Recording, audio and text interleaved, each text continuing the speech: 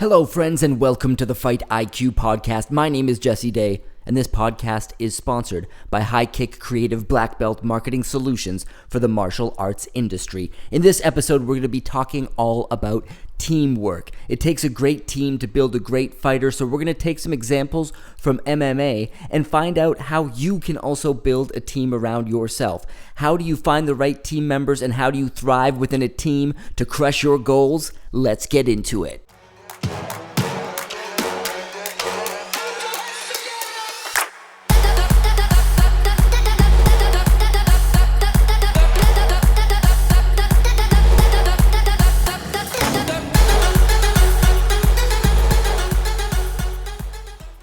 You have to think about what you're going to do. You have to think about what you're going to do and how you're going to get it done. If you think you can accomplish things by yourself, you're probably a little bit mistaken. You might even be a lot mistaken. If you think if you think you know everything better than everyone else, and that's why you should control everything, it's probably going to end up problematic. To have somebody that's a good sounding board is important.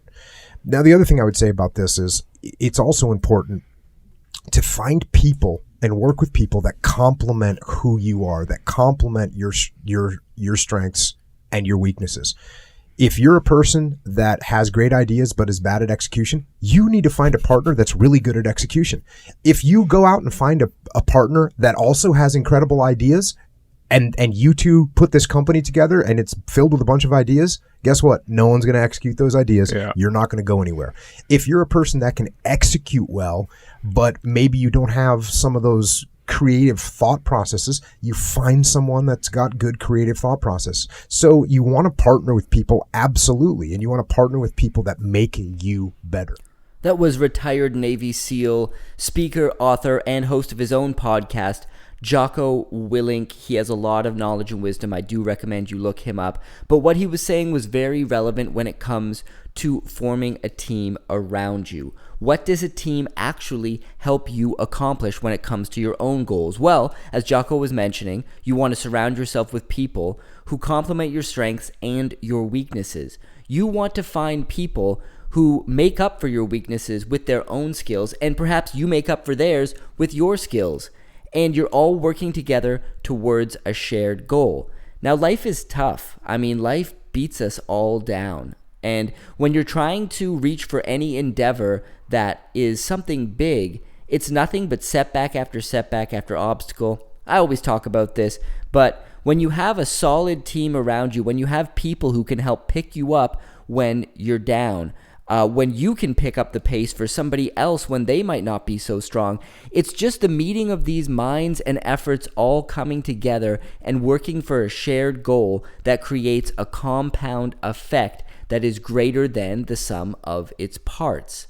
Now, of course, you have to find the right team members. It's not just about getting people around you who share a common goal and just going for it. You need to be very careful in the selection of who you have in your team around you, which we're going to talk about more in depth a little bit later. But for now, I want to continue to discuss all of the benefits that a team can provide you.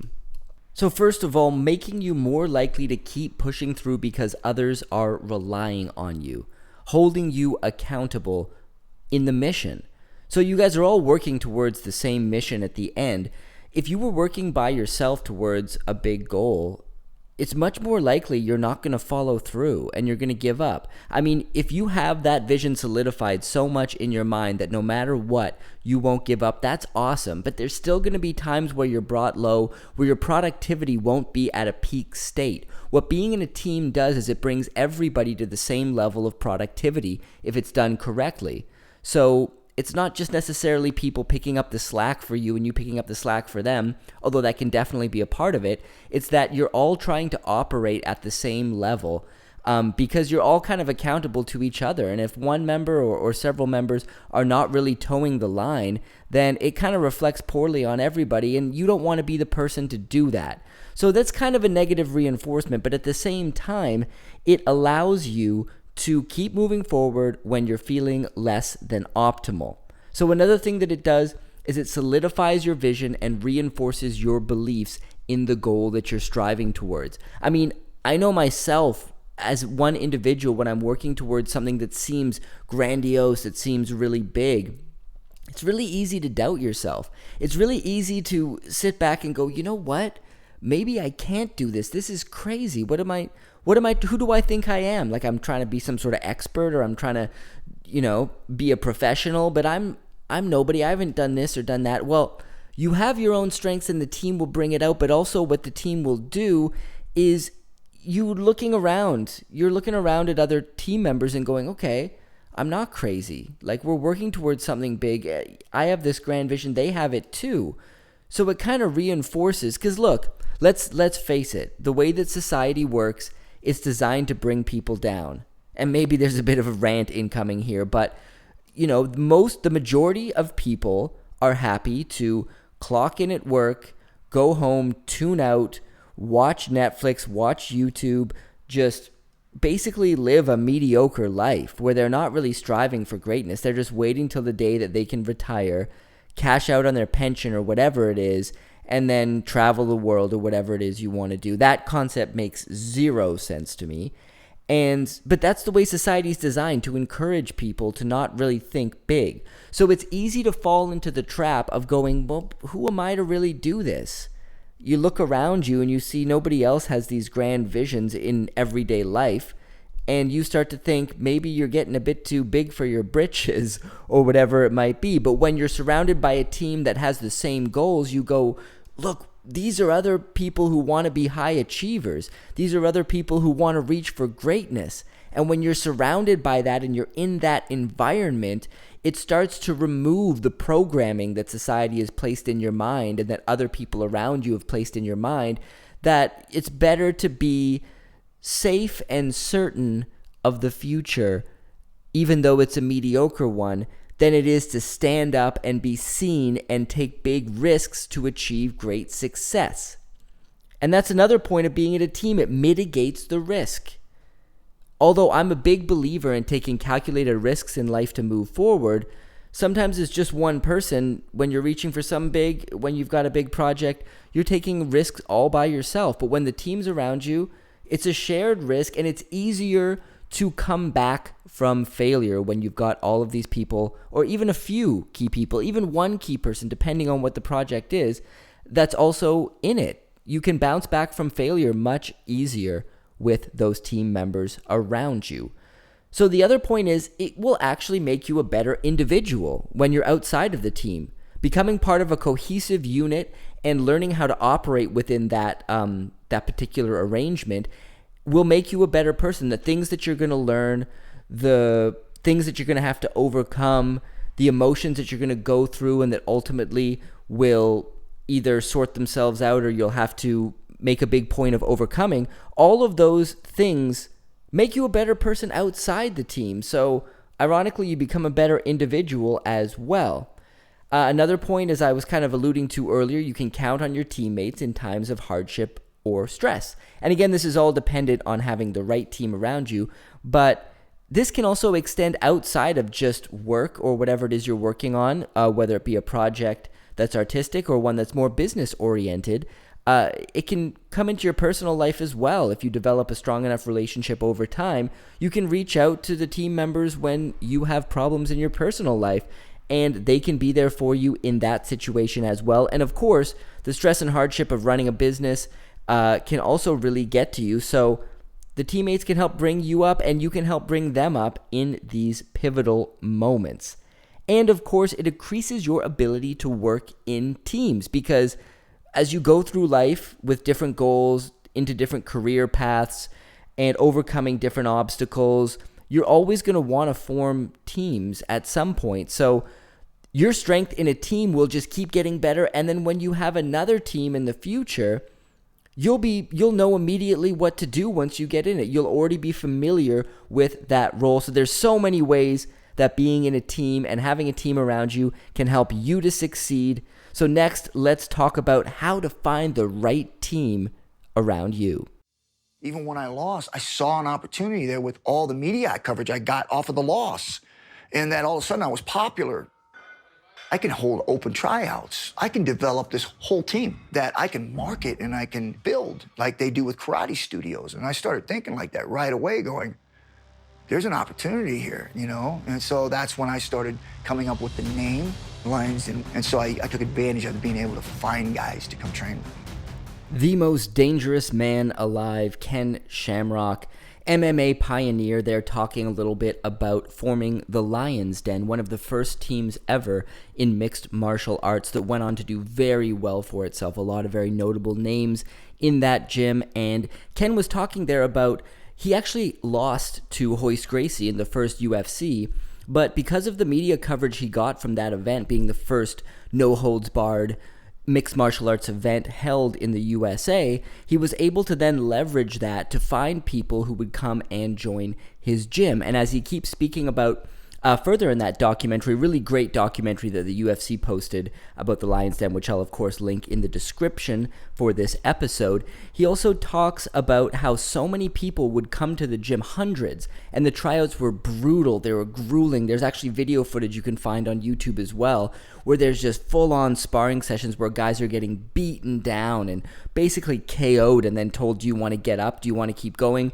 And the ones that do kind of end up getting involved in the Lions Den, and the ones that don't go on their way. And he tried out hundreds of people, and in the end there was only 12 guys over the course of the Lions Den gym, but they were the best of the best, the cream of the crop, and they made a big impact. So let's talk about building your own team. Now, the first thing you need to decide is, are you building a new team or are you looking to join an existing one and contribute in that sense? So it really depends on your goals, on what sort of project you're undertaking, but I think a lot of the same principles apply. And the first thing I want to touch on is you need to think first, what can you contribute? Whether you're joining a team, whether you're forming your own, you need to think about the attributes that you bring to the table that make you unique, and all of the mindsets, all of your skills, everything about yourself. Maybe it's your work ethic.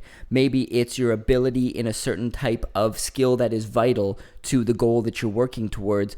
What can you contribute? That's what you need to think first. Don't think about what can my teammates do for me. Think what you can do for your teammates. So imagine a future where your team excels. I mean, you can think of this before you even go looking for one or before you start one. Visualize what the team looks like and what does the future where that team excels look like. This is a little bit of creative visualization in terms of just really being clear about what the outcome you want is. And this isn't any The Secret bullshit, believe it and it will come true. But, you know, this sort of visualization can really help solidify what it is you want to do, and thus can kind of inform the type of people that you end up working together with. So how do you then go about looking for team members? Well, of course, we got a lot of resources now, way more than back when Ken Shamrock was forming the Lions Den. We have the power of the internet. LinkedIn is probably one of the best places if you're involved in the world of business to go ahead and find other professionals, other people in a similar field to yourself, reach out to them, make a connection request, send them a polite DM, perhaps linking to some work that you've done before and asking if they'd be open to a conversation. So there's a lot of possibilities there, although I do recommend, you know, in this era of the world being connected, you can, of course, you know, kind of form a team online living in different parts of the world for certain projects. That is possible. But in my opinion, it is just way, way more powerful to have people that you can actually meet up with on a regular basis, sit down with face to face and work side by side. There's a possibility of working remotely, but I think at least in the initial stages, it is quite important to have those people around you. If that's not possible, then hey, figure out a way to do it remotely. But I think being able to see people in person is very strong. So besides LinkedIn, we have meetup.com, which is a very awesome site for finding different groups with specific interests. You know, you can find networking groups around the interest or the goal that you're looking to achieve. And you can join those groups and potentially find people there, or you can make your own meetup based around it and start attracting potential members. Of course, you got Facebook and Instagram. I think these two are a little bit below LinkedIn or Meetup, but you can find people, send them direct messages, and The art of writing an effective direct message or email to somebody is something that I really highly recommend that if you're not good at already, that you get really good at. Coming off as courteous, professional, and being able to explain your plan, explain your goal and your vision, both in writing. So that's the first stage, in writing, to first attract somebody's attention. And then secondly, to have that skill to be able to sit down in front of somebody and convince them that your dream and your vision is something that you're going to be able to accomplish and get them excited about it, and ultimately attract them to the team or give them the idea that you're going to be an essential part of their team. And I'm a big fan of Jordan Belfort, aka the Wolf of Wall Street, and he's an excellent sales trainer, and he always talks about how what a sale essentially is when you're closing somebody, and in this case, you're closing somebody on the idea of being part of your team or having you join their team. It's all about being absolutely certain about the product, which in this case is yourself and what you bring to the table, and then transferring that certainty to the prospect, the person that you're sitting across from or that you're speaking to online, to convince them that what you have to bring to the table is awesome. So, learning sales skills is really great for this, to be able to convince somebody that following you or allowing you to follow them and become a part of their team is going to be good for them. So develop that skill. And another way is message boards online. There's all sorts of message boards related to specific interests or just general message boards in the local area that you're at. Of course, Craigslist is one of these. There's going to be a number of them no matter where you are in the world that you can post messages on and reach out to people. So besides that, ask people in your field. If you know people around in your field, you have to be careful not to aim too high, as in trying to contact the CEO of a certain company. You want to try to get to people that are accessible but still above your level. And you'd be surprised how much people are willing to share their knowledge and their wisdom. And even if they're not interested in being involved with what you're doing, they can maybe point you in the right direction or give you some pointers and some tips. As long as you remain humble, be super polite, super courteous, super professional, respond in a timely and prompt manner, all of these things are very important. So another way to find team members is attend local events in your area, networking and business events. As I mentioned, meetup.com is a great place to find these sorts of things. And you can also just search online for events happening in your area where you think you might be able to find like-minded individuals who could be interested in what it is that you are trying to do. And it's very important that you be persistent and consistent. If this is something you really want, it might not happen very quickly for you. It could happen quickly if you're lucky. It could take a very long time. But you have to stick with it and be clear about your vision, be clear about your goal, and don't just jump into the first team you find. Don't just, recruit the first people that you find right away. Make sure that they're the right fit and that they're congruent with the vision that you have. And this leads to developing the ability to read people. So this is kind of, I guess, a complicated subject that could be its entire own episode.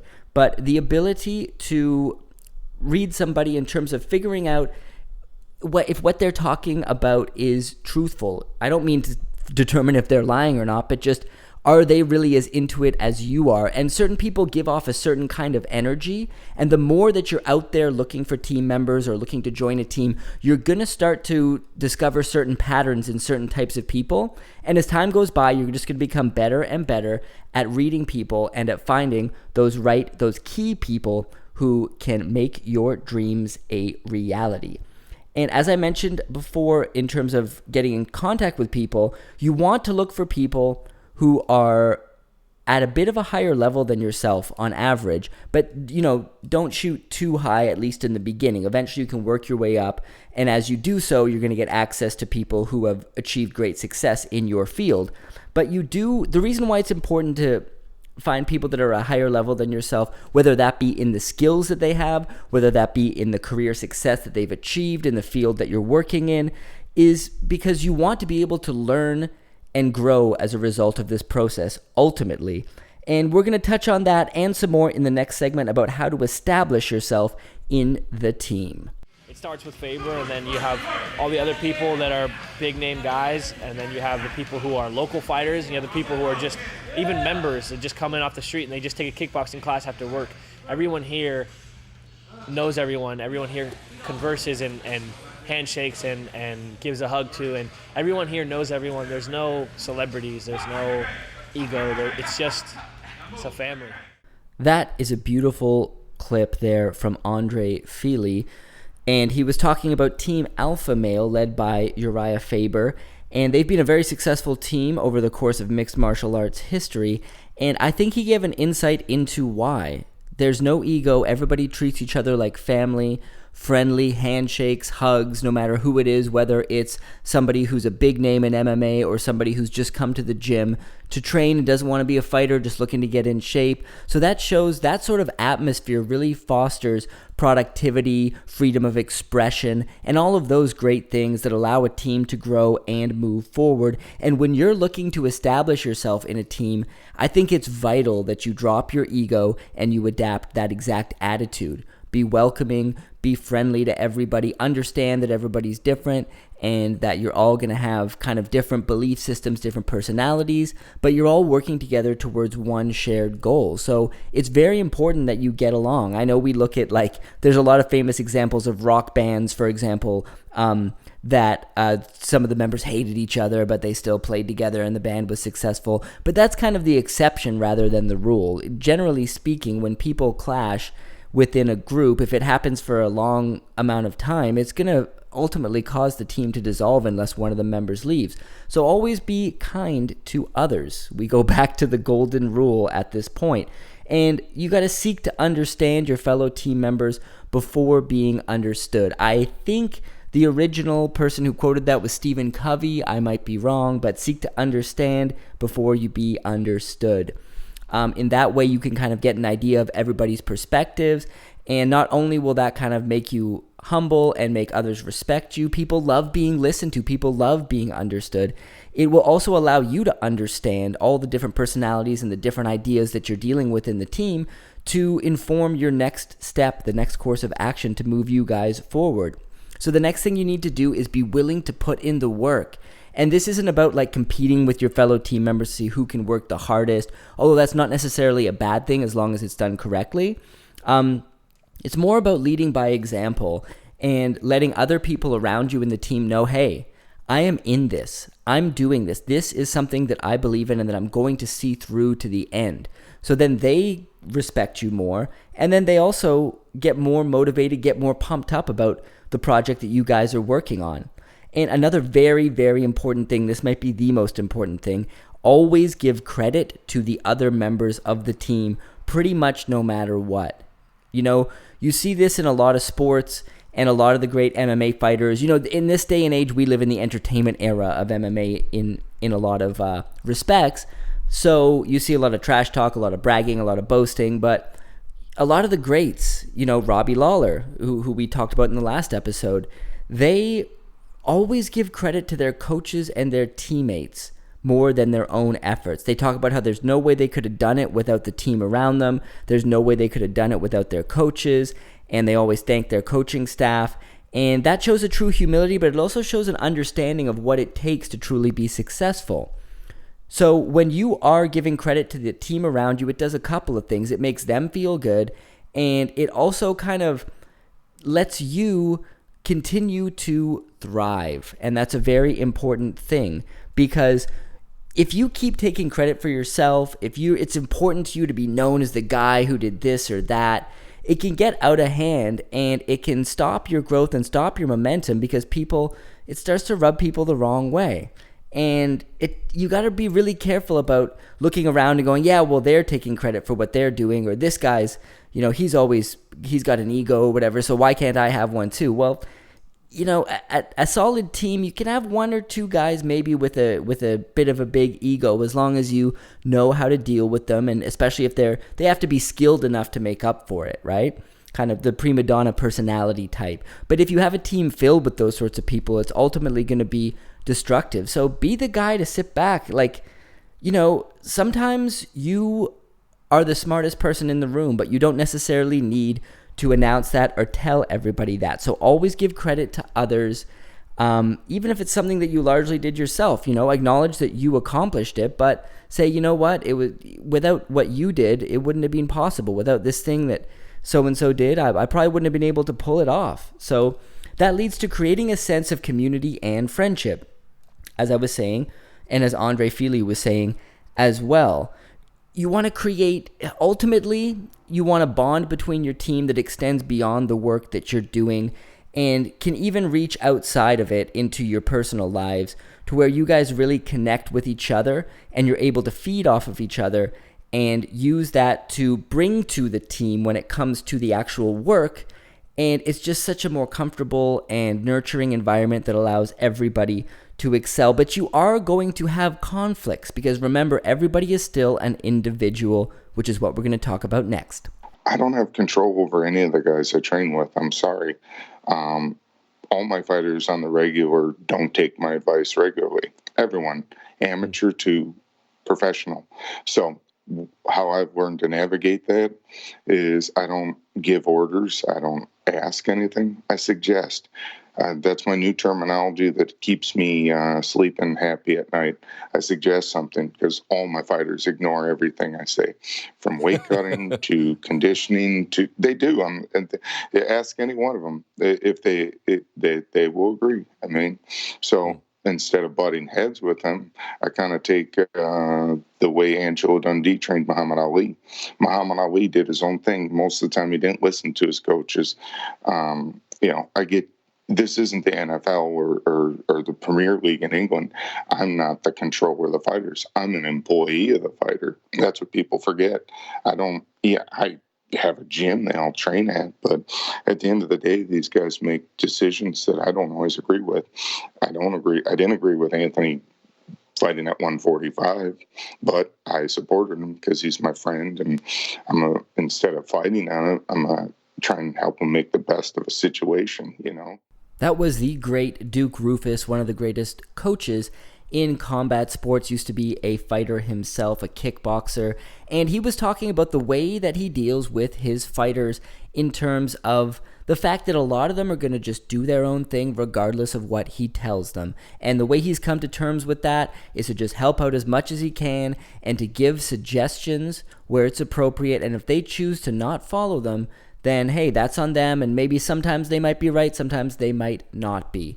But that's the exact sort of attitude that you have to take in many regards when it comes to your team. Again, we're not talking about you're the boss at a company, right? That's a totally different story. If you're the boss at a company or the manager at a company and you're hired to perform a specific task, then, and you have people underneath you, then in that case, sometimes you do have to be forceful and you have to give orders and expect that they be followed. But when you're working as part of a team, as part of a synergistic whole, you got to realize that people are going to have their own ideas. And some things everybody's going to agree on, probably not a lot of things. Some things the majority of people are. Sometimes, no one's going to agree with what you have to say. And you have to know when to fight for what it is you want to happen and when to let it go and when to compromise. All of those things are very important.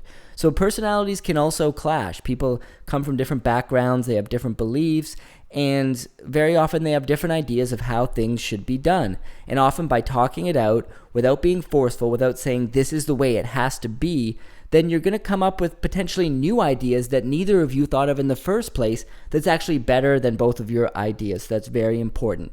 Now, within a team, you're also going to have different levels of ego. You're going to have some people who maybe have a stronger alpha male sort of personality, and you're going to have those who are a little more mild, who don't really say much. They're you might have those members who are really high performers. They're like potentially a genius within their skill set, but they don't talk a lot, but when they do talk, it's often impactful. So you got to pay attention to those sorts of things as well. And as I mentioned before, show humility. Right? Seek first to understand and then to be understood. And focus on ways to create a win-win situation out of everything. If tempers flare and things get heated, if that happens once in a while, it's fine, as long as you can kind of regain your perspective, take things back, calm down, and reapproach the issue at hand. But if it's happening all the time, then you're going to have to find a way to sort that out, because although clashes are sometimes fine and a natural part of progression, if it happens all the time, then you're going to have to figure out a way, whether it's letting a certain team member go, whether it's you leaving the team, because that can happen sometimes. if it's a situation where it's not looking good and you're constantly involved in these situations where it's a clash of egos and a clash of wills, maybe it's time for you to move on and find another team. Don't be scared to do that if it really is a situation you think is not going to get any better over the long run. And you need to be sensitive to the needs and desires of other people in the group. There's a shared goal, of course, with what you guys are doing together, but everybody involved in the group also has their own individual goals about where they want to go in their own life. So be sensitive to those things as well. All right, thank you, my friends, for joining me on this episode of the Fight IQ podcast. My name is Jesse Day. You can reach out to me at info@fightiqpodcast.com. I've also set up a Patreon. There's some cool benefits there. You can check it out. I would really appreciate you guys supporting the show so I can continue to bring you this content. Thank you so much and have a wonderful day.